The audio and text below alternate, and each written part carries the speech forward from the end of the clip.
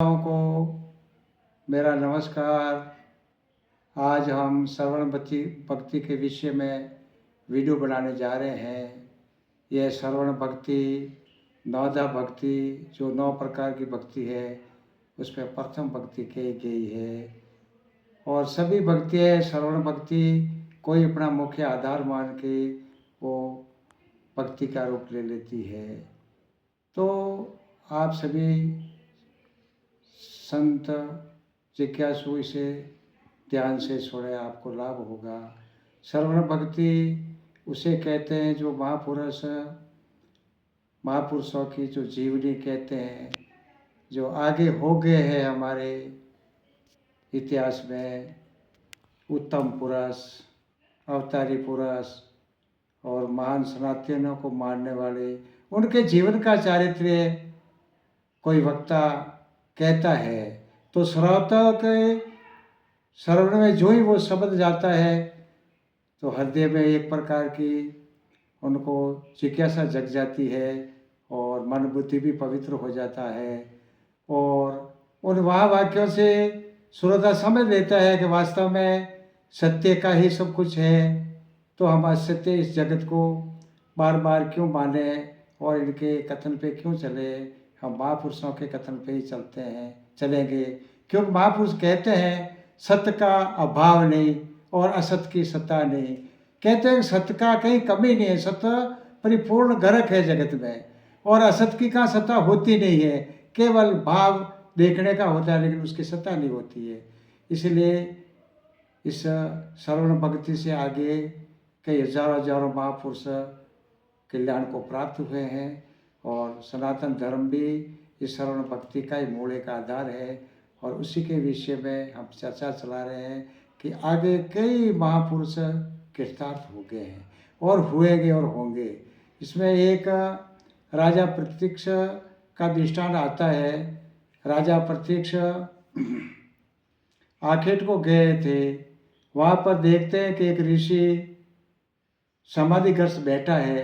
तो राजा को मन में यूँ आया कि योगी मुझे देखकर घमंड से अपनी आंखें बंद करके बैठा है। तो एक पास में तक्षक नाम का एक सांप मरा पड़ा था, उसको वो तलवार से लेके वो योगी के गले में डाल देते हैं। वो योगी लोमस ऋषि था जो वास्तव में समाधि लगा के बैठा था, लेकिन राजा को एक गलत फहमी हो गई या भ्रम पैदा हो गया, भाई ये झूठा है। तो ये समाचार कोई ने इनके पुत्र भृगु ऋषि को दे दिए जो आश्रम में थे कि भाई तुम्हारे पिताजी के गले में राजा ने एक मरा हुआ सांप डाल दिया है, तुम उसकी सुध लो, तुम वहाँ जाओ। तो भृगु ऋषि दौड़ के आए और अपने पिताजी के गले में से श्राप निकलवाया और चेतन किया कि पिताजी आप सचेत हो जाओ, आपके गले में मरा हुआ सांप डाल दिया है। और भृगु ऋषि जल दे के राजा को श्राप दे देते हैं।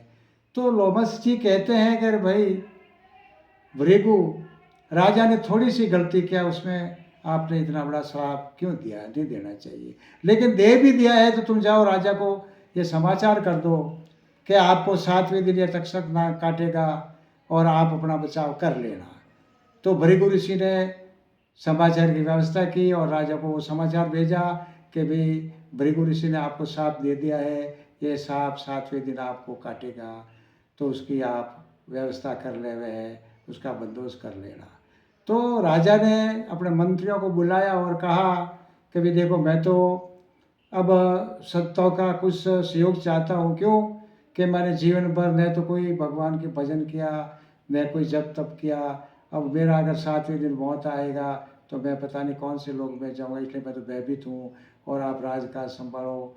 और मैं यमुना नदी के किनारे जाकर सभी संत महात्माओं को, ज्ञानियों को, विद्वानों को इकट्ठा करके उनसे परामर्श कराऊँ, सलाह लूँ कि भाई इसका निवारण कुछ हो सकता है। इस पर अगर राजा तो राजपाट मंत्रियों को सौंप के यमुना नदी के किनारे आ जाते हैं और सभी को बुलाने की व्यवस्था कर देते हैं। सभी संत महात्मा, ऋषिगण, विद्वान, पंडित सब वहाँ इकट्ठे हो जाते हैं यमुना के किनारे पे। और राजा अपनी बात रखते हैं कि देखो भाई, मुझे भृगु ने श्राप दे दिया है कि ये सांप तक्षक आपको काटेगा और वास्तव में ये श्राप मुझे काटेगा। तो इसके बचाव के लिए मैं आपसे परामर्श चाहता हूँ। सभी पुरुषों ने, सभी महान योगियों ने वो परामर्श किया, समझे, लेकिन कोई उसका निकाल नहीं कर पाए। इतने में एक एक वेद व्यास के पुत्र सुखदेव मुनि आ निकले और सब खड़े हो गए और प्रणाम किया और सुखदेव मुनि जी को एक ऊंचे आसन पर बिठाया। तब सुखदेव जी मुनि ने कहा, भाई राजन, क्या बात है, आज इतना बड़ा व्यवस्थित ये सम्मेलन कैसे रचा?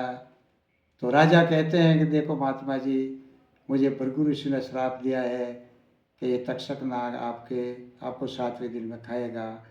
तो मैं भयभीत हूँ और मैं समझता हूँ कि भाई ये 7वें दिन में वापस खाएगा, तो मैंने कोई दान पुण्य कुछ किया नहीं हूँ, पुरुषार्थ नहीं किया हूँ, इसलिए उसका निवारण आपसे चाहता हूँ, मैं क्या करूँ? सुखदेव मुनि कहते हैं, आप भयभीत क्यों होते हो राजन? 7 दिन तो बहुत बड़े होते हैं, मुक्ति तो एक पल का काम है। आप सचेत हो जाओ और अपने आप की शुद्ध लो, संभालो। मृत्यु किसको आती है वो भी आप समझ नहीं पाए और भयभीत हो रहे हो। ऐसे सांत्वना दी राजा को और इतना कहा कि देख राजन, मैं तेरे को योग भी नहीं कराऊंगा, जब तक नेम व्रत और कुछ पूजा पाठ नहीं कराऊंगा, लेकिन इतना सुन ले, कृष्ण भगवान जो हमारे पहले हो चुके हैं और आपके जो पूरक पांडव हो गए हैं पांचों, ये धर्म के थे और कृष्ण भगवान के अनुयायी थे। कृष्ण भगवान ही उनका मार्गदर्शन करते थे।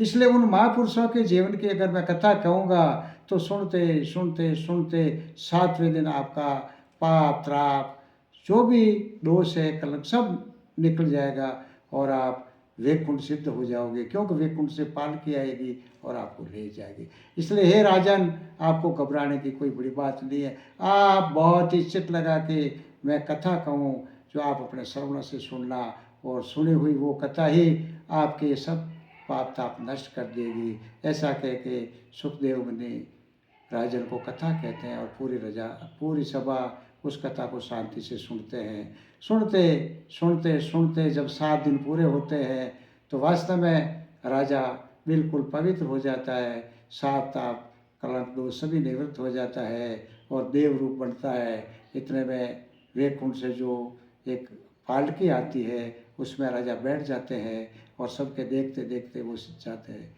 वो स्वर्ग को चले जाते हैं। इस प्रकार की शरण भक्ति जो कृतार्थ करने वाली भक्ति है, इसमें न तो आपको कहीं जंगल में जाना पड़ता है, न कोई आपको साधना करनी पड़ती है, और किसी प्रकार की कठिनाइयों को देख करते हुए आप शांति से जो भी महापुरुष संत जो विद्वान लोग आप आगे हमारे जो निकल गए हैं, जो पुरख गए हैं, जो विद्वान हैं और जो उत्तम है और जिन्होंने ख्याति पाई है, उनके अगर जीवन की कथा हम सुनेंगे, जीवन की लीला सुनेंगे, तो वास्तव में उनके सुकृत कर्म और उनके साध्य कर्म हमारे हृदय को कोमल बना के हमारे अंदर प्रवेश हो जाएंगे।